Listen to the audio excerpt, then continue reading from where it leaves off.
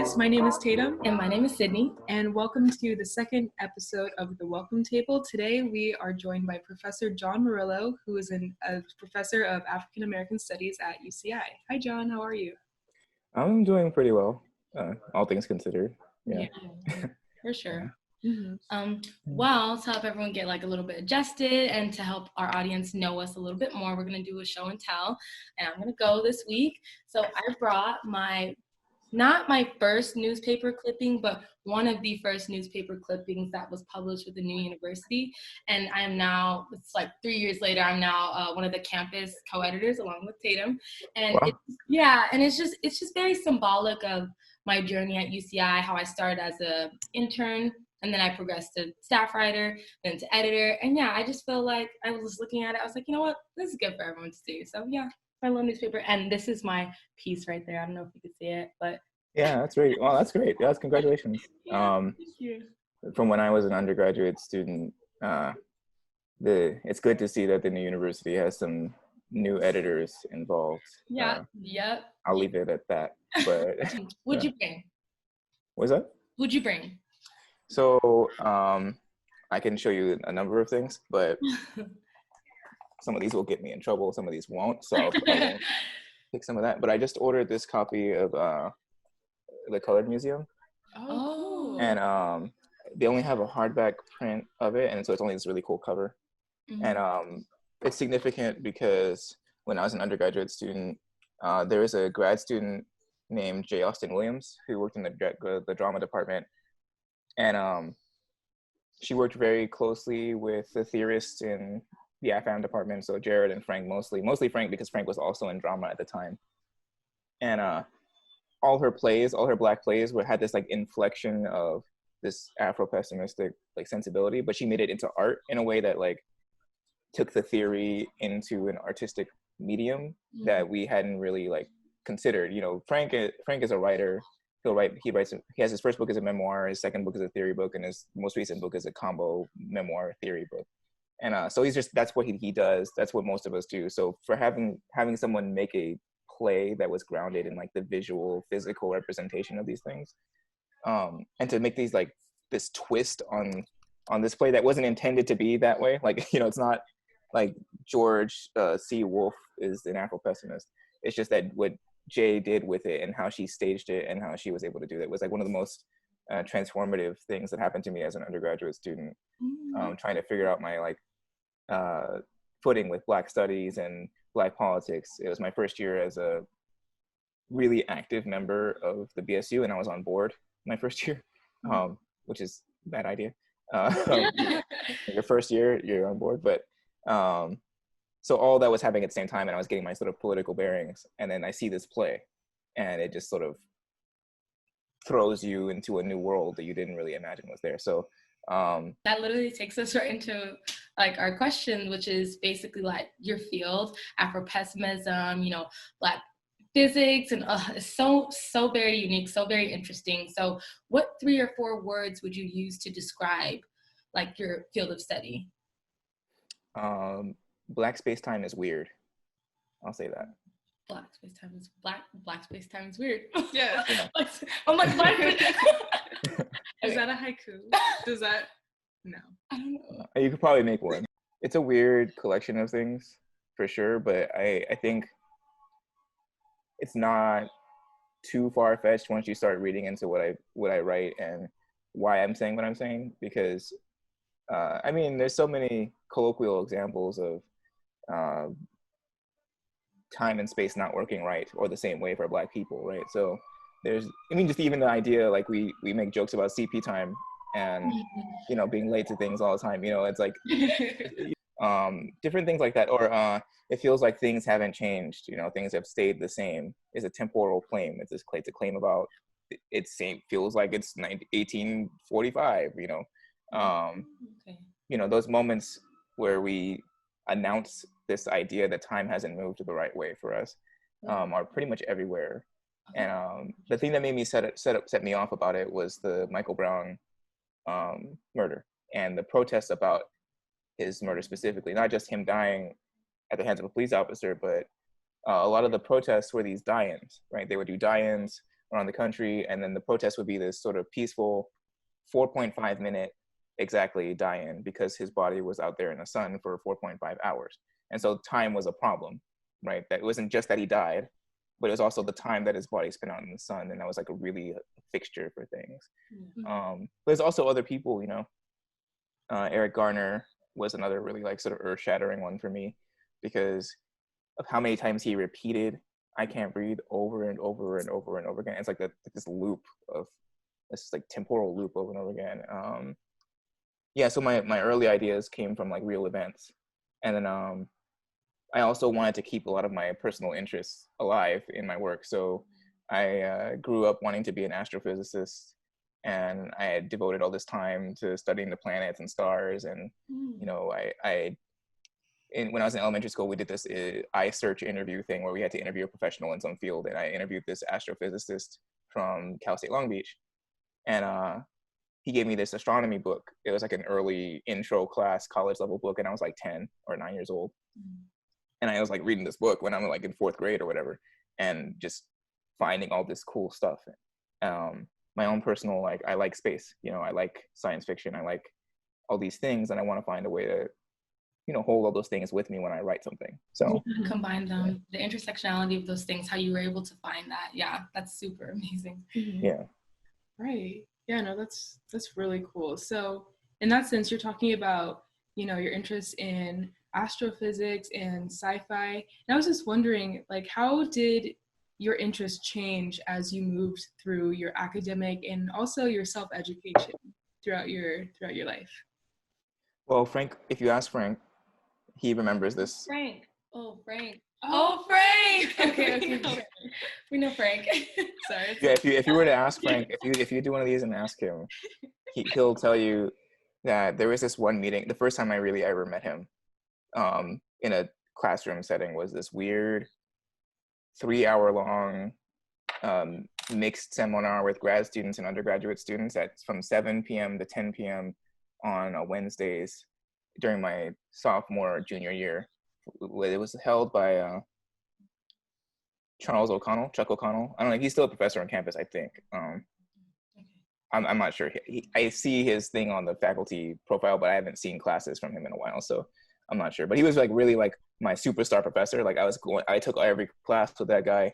You know, I was super into the Vietnam War and sociology and Marxism and, you know, Palestinian justice, like a lot of the things that he was super into. But I didn't have any footing in my own blackness at the time. Like race was a feature of my analysis, but it was like class and Marxism was like the thing. So I was really annoying to a Black theorist who didn't think those things, right? So, and I was also very arrogant. So I thought, what does these people have to teach me? I already know, like, you know. And so he would tell you like I was a very annoying, very stubborn-headed Marxist for a long time. And I've always been kind of like that. Like I've when I was in high school, I was a super crazy environmentalist. Yeah, so I was always into something very like deeply, but none of it was really inflected by Blackness until I met Frank, and then I was in the BSU, and I had this conversation with one of my co-board members, Ryan Davis, and he sat me down and was like, "You need to read this stuff." And then at home, I go and read all this stuff, and then I graduate and go to grad school and realize, hey, he was right the whole time. I should have been reading this my entire college career, my whole life. And I like that. Yeah. What did you study in grad school? Well, my PhD is in English. Now I'm pretty stalwart about what I believe and think, but yeah, it's always just, you know, read something new and you're like, oh man, I had no idea, you know, that I missed something so easy to understand and makes so much sense. I think, you know, everyone can always learn some more. And I feel like you're really passionate about the subject or the field that you're currently in right now. I'm curious to know how the field has been affected by COVID. I mean, it's both made things easier and harder to do. It's freed up some time to the point where like we have this every 3 weeks we have this conversation on Zoom with like 20 different people from different countries. Some of them are heavy hitters from the United States that are Black scholars that are really important, like Saidiya Hartman is involved, Frank is involved. One of the sort of new leading voices Zakiya Jackson. I don't know if you know her, but she's just got her book that just came out called Beyond Human.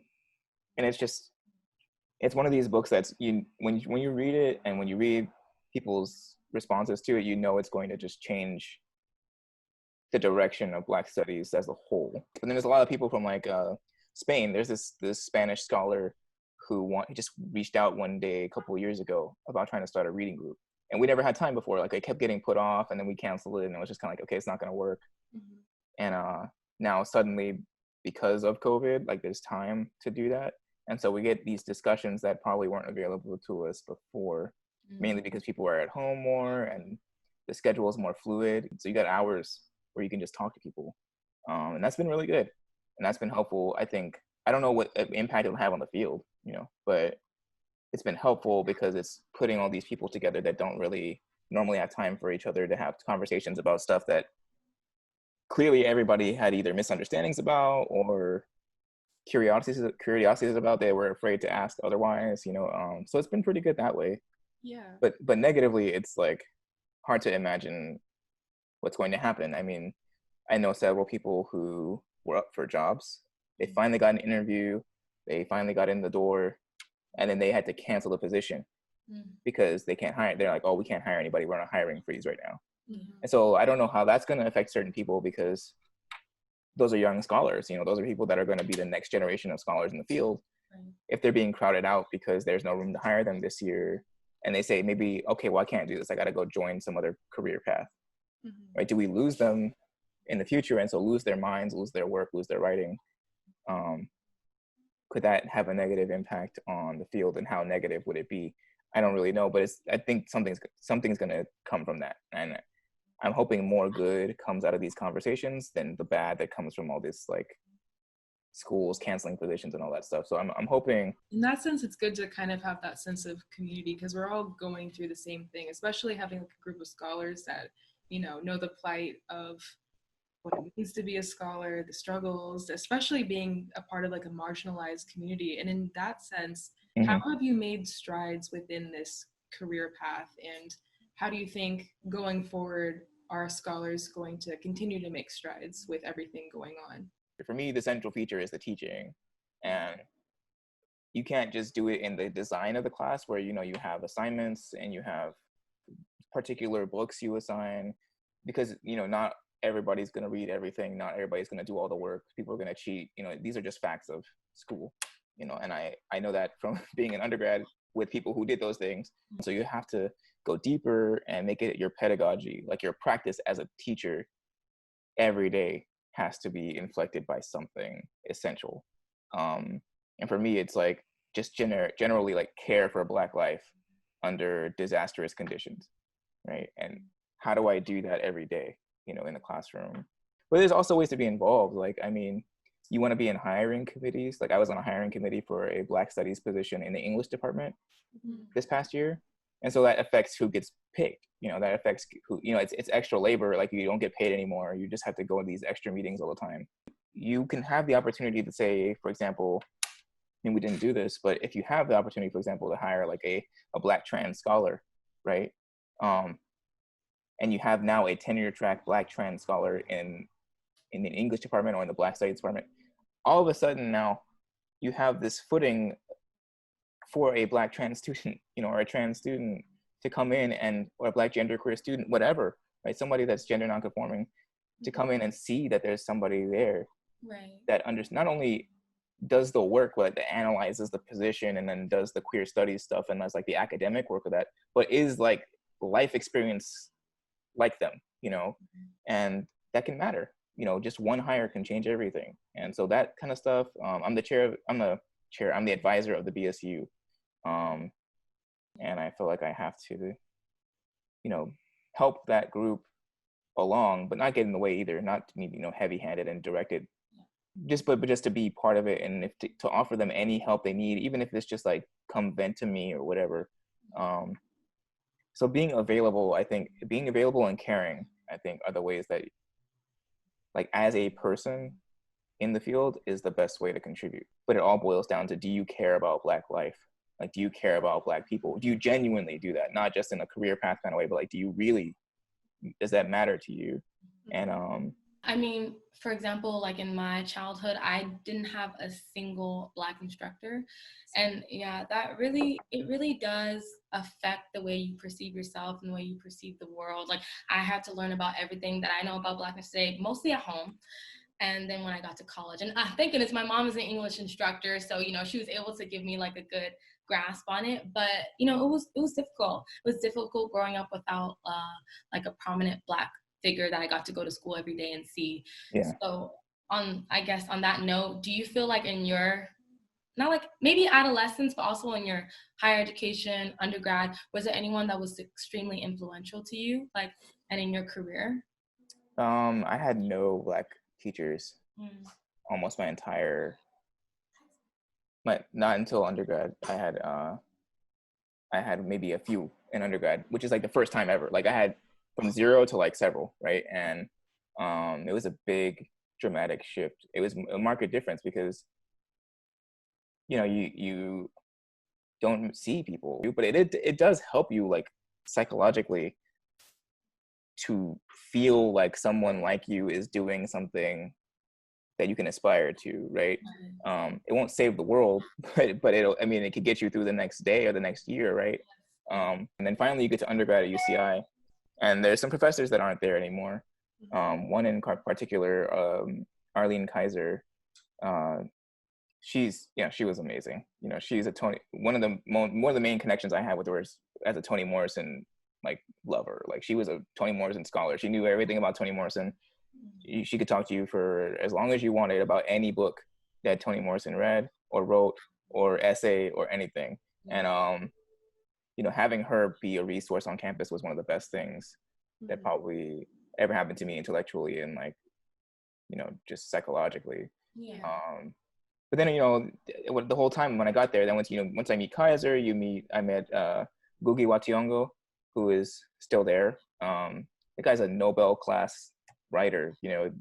Having that resource there is another crazy thing to have all of a sudden when you don't have anybody, right? For 18 years. And then who else was there? And then Frank and Jared. I met them at the end of my undergraduate career. I met Frank and Jared, really got to know them at the end through the undergraduate critical theory conference. I think that's what it's called. But where they have undergrads read their research papers, and I was sort of last minute involved with it. And they are the ones who introduced our panel in particular. They hadn't been in any other ones then, and they decided to introduce our panel. And I remember reading my Toni Morrison paper that I used to apply to grad school, and Frank told me later that he was really impressed by that, and then that's kind of what made him start reaching out to me. So, like. I am actually like Sydney. I never had a Black professor or a Black teacher growing up, and you're going to be my first Black teacher I've ever had. Oh, that's a lot of pressure. Yeah, so I'm taking your Black TV and chill class, and I'm so excited. Like seriously, I'm so excited. And that kind of I was just relating to you guys this whole time because I've never experienced having a Black teacher before. So it's going to be great to be in class with somebody like you that's so socially aware and like has so much background knowledge. And I guess that leads us to our next question. Growing up, did you have a particular draw to film or television? And in that respect, what was your perception of Blackness in film and television at that time? What's the name of the class? Black TV and Chill. Black TV and Chill. Yeah. Okay. Yeah. This is my second time teaching that class. So first time went great. It was a really fun experience. So hopefully it stays that way with doing it over Zoom and stuff. When I was growing up, I watched a lot of I was a huge comic book nerd, sci-fi nerd. I watched all the Power Rangers, and so mostly like nerdy comic book things. X-Men. Everybody growing up in the 90s loved the X-Men cartoon. Right. I think with like Kids WB and stuff, there was like Batman Beyond and Batman the Animated Series. Those are like some of the best shows, so stuff like that. But also weird, like I started getting into anime and stuff when I was in high school because did you hear that there's an African American anime studio? That's called DR. Yeah. Actually, that's the second one I've heard of, right? Because there's a small one called Cola Nut Productions that my wife's cousin, their two brothers, they came up with this African anime that they call it called Red Origins. Seeing that, and then seeing that Black-owned anime studio in Japan, and it's just really cool to see stuff like that now. But before, yeah, like I was just like generic nerd. Like I didn't have a huge particular like announced relationship to Blackness. Before it was like let's shield you from this racist world by making it so that you think, where you say things like there's only one race, the human race, like stupid shit like that. Like bad arguments like that. And I said that in a class once, and I'll never forget how bad I felt. Oh my gosh, it's okay. I said it it's a sociology and race class. I actually dropped the class the day after I said this. Oh no. Because I was just like, I drop moment. He's like, I'm dropping the class. No, I swear I dropped. I was in discussion and I said it, and this Black girl next to me looked at me like, what is wrong with you? Like, because she said something, and I was like, I was ready to say, I was like, oh, I got this comeback. I got the best statement. Yeah, the Birdman hand rub. I'm just like, sitting here like this, and I'm waiting to say it, and then I raise my hand, and I'm like, and I'm one of those people that was like always raising their hand in class, so I was just like so used to being ready to be the smart guy in class, and so I say it, and then like crickets, and the girl was just looking at me like just like that, and she just kept looking at me. I kept seeing her at the side of my eye, like, and I was like, you know what, I can't come back to this. You know what, I can't come back ever again. I'll just let myself out. So yeah, my upbringing was like that. So all I cared about was like nerdy Pokemon, anime, Power Rangers, X-Men, Batman type of stuff. Like it was just like nerdy stuff. Yeah. And then eventually, I had my my Black person wake up call. Yeah. And then I started looking at other things. But okay. Talking about the modern like film industry, I suppose, in your opinion, what do you feel is like a good or what movie do you feel is a good representation of Black art, activism, the intersectionality that we were talking a little bit about before? What examples can you think of? Things recently, like things that Ava DuVernay puts out are probably a nice catch-all for recent films that do good work. Mm-hmm. Selma, very emotionally powerful movie, very useful movie. Yeah. However, there are political misgivings I have with how they characterize certain people and certain organizations in the film in order to highlight and make the story of Martin Luther King Jr. more compelling. Mm-hmm. And so, even though that work, that the entirety of Ava DuVernay's work does that kind of like, her whole film organization is called Affirm, right? The studio is called Affirm. And so it's a very affirmative work. It affirms people and certain trajectories of our history and politics. So her work in general is good at that, but it also has a certain sort of, Nick and I sometimes call it a flinch, like a political flinch, where they sort of pull back on something either intentionally or not, or unintentionally, to kind of be more appealing and less controversial, or controversial in a palatable way. But hers is probably like the upper limit of what we have right now, The best film, though, I think the best, well, not best, I feel like most radically Black film I've probably ever seen is, it's called Bush Mama. Haley Jarima.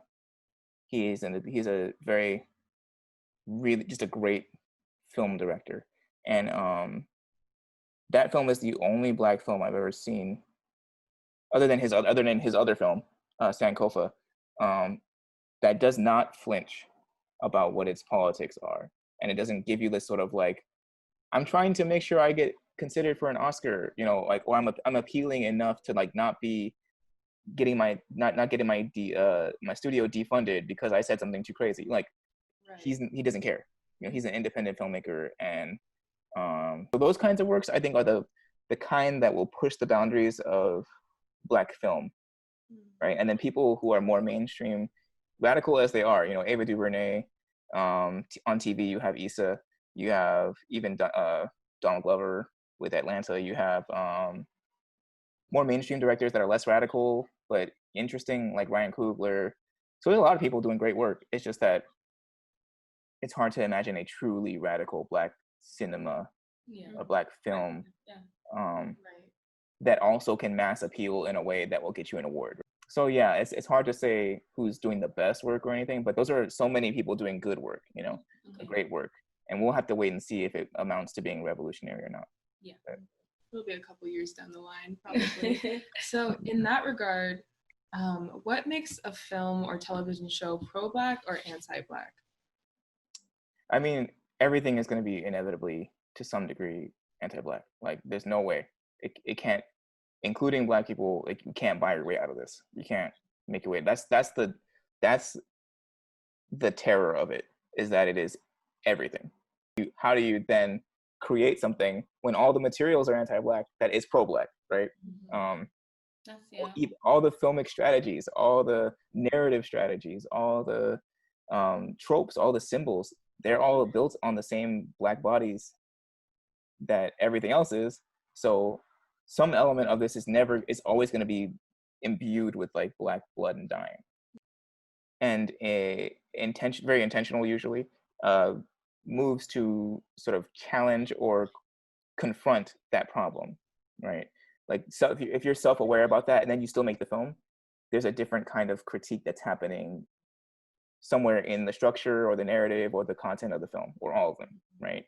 And I think, yeah, so for a cinematic experience to be pro-Black, it would have to do those things, not just like content-wise. Like, it doesn't have to be a story about revolution or a revolutionary movement or something for it to be a pro-Black revolutionary film.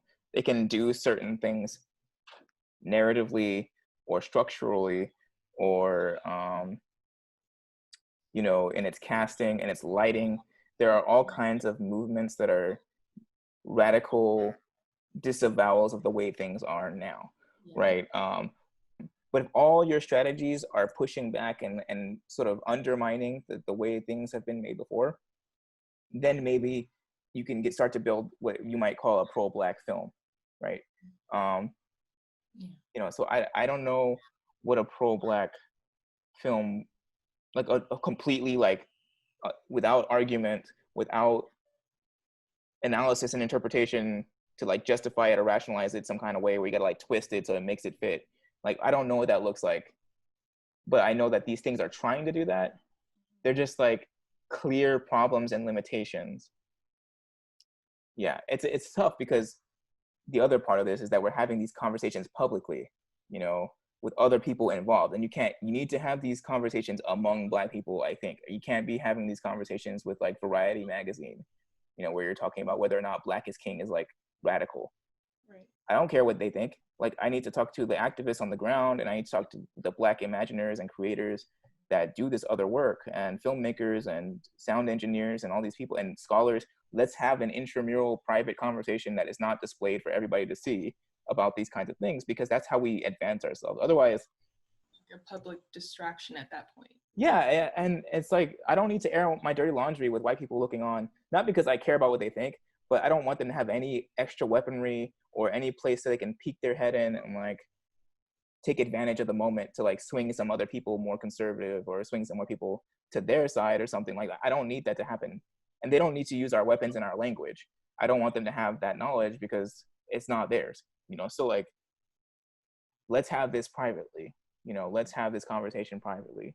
And also, how much are we willing to give up of the world?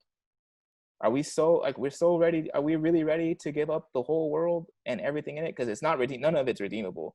But are we willing to really act upon that idea? You know, or are we just like, oh, I still kind of feel like I want that bag or those shoes, or, you know, I'm an NBA head, right? I love basketball. I watch basketball. I play basketball all the time. I work out. All my workouts are basketball. But I have to recognize that the NBA and the entire system of the NBA and the way it's structured is derived from slavery. And, you know, it's not owned by the athletes. It's owned by these white owners. And as much as I like basketball, like, I can't uncritically watch it and just assume like, oh, if we have a revolution, I won't be able to have the NBA on too while I'm watching TNT. Like, I can't have both things, you know. I can't have both things, and I want the other thing. I want to keep that, and me wanting to keep that is the problem, right? Because I'll find a way to try to rationalize keeping this thing, but it does not fit in whatever unimaginable world that we're trying to build, at least not in the form that it's in right now. Going back to like your teaching, I feel like I wanted to ask you, is there anything that's consistent in its like anti-Black rhetoric? I know, I was just gonna say, I'm like, no, I mean, it's all because the stuff, if it's publicly available and it's sort of, I mean, everything has to go through a channels of approval, right? So like, you want an article published by the LA Times or New York Times, or even a smaller publication or a bigger publication, or New Yorker or BBC America, whatever, right? You have to get it approved by an editor. It has to go through these layers of like what end up being mutilation before it can become whatever it's going to be for the public. Like if they made a show about immigrants, you know, immigrants in from anywhere, from the diaspora, African immigrants, Caribbean immigrants, you know, the more commonly thought of immigrant is the Mexican immigrant, but, or the Latinx immigrant, right? But like, there are so many Black immigrants, right? So if you have this show about Black immigrants and then their relationship with ICE, right?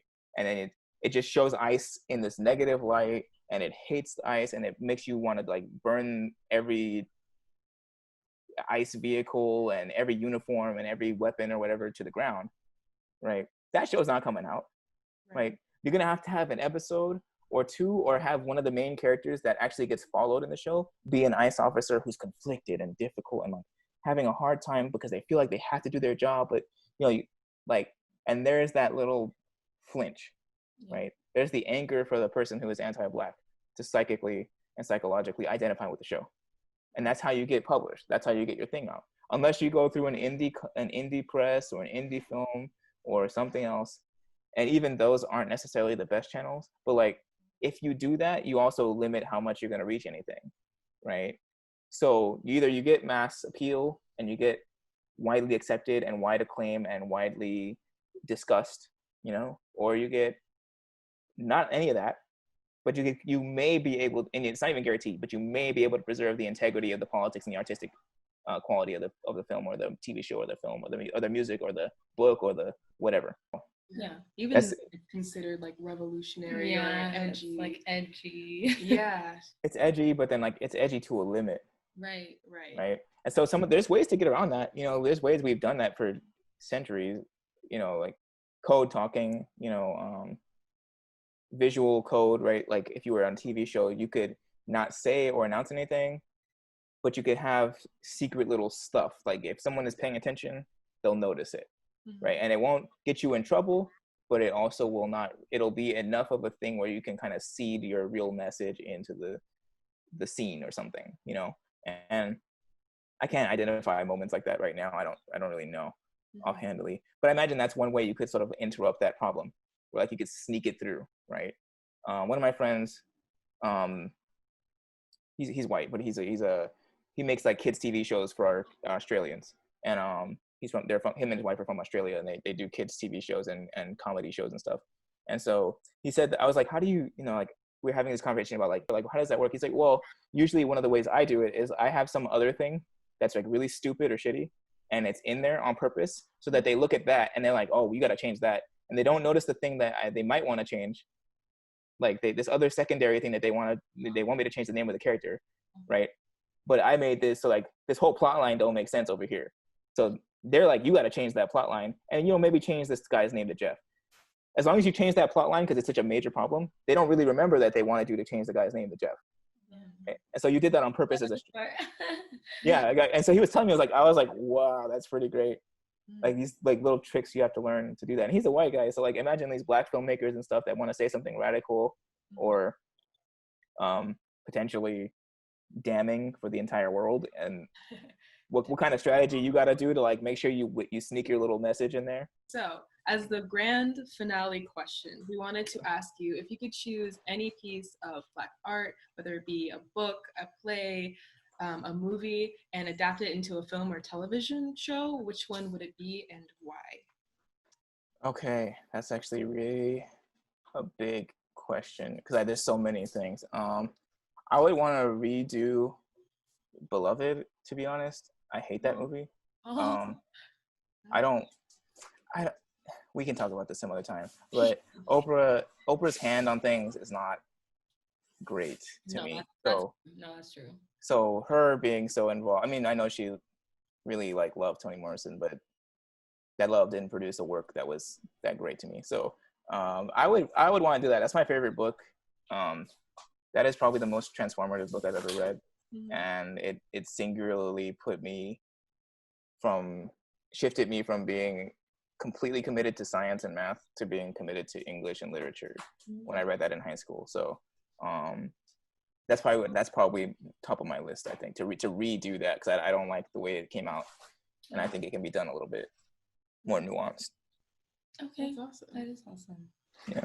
Cool. Okay. Well, that was so fun just to talk to you. We learned so much. So thank you so much for taking the time and coming on our new web series. We're so excited for this episode. We're super excited for everyone to hear what we have to say, hear what you have to say. It was a pleasure. It's really definitely a welcome breath of fresh air during this madness outside. So it was good. I'm glad I had the opportunity to talk with you guys. Please buy my book. Okay. When it comes out, it's not out yet. When it comes out in I think January. Right now it's scheduled to be coming out on my wife's birthday. So that's kind of cool. But yeah, it's called Impossible Stories on the space and time of Black destructive creation. And yeah, so all the stuff we talked about, some part of that is in there. It's all in there. Okay, well, thank you so much. I will see you next quarter. In a couple months, or a month and a half, or I think. Yeah. Okay. Yeah. Good luck. Oh, that is really soon. Yeah. Okay, thank you, John. Yeah, no problem. All right, Bye. Bye.